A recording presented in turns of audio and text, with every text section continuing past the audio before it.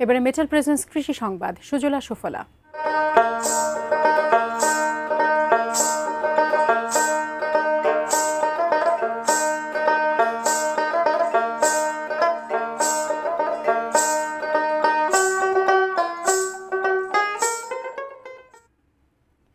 পোকামাকড় দমনে পরিবেশ বান্ধব একটি পদ্ধতি আলোক ফাঁদ।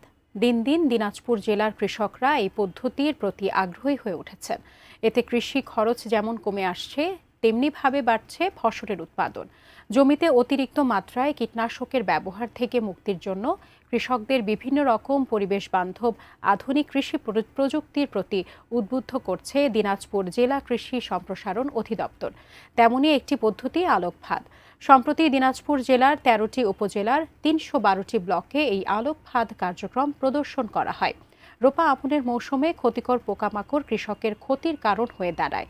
আলোক ফাঁদের ব্যবহারের মাধ্যমে এসব পোকা চিহ্নিত ও দমন করা যায় সহজেই।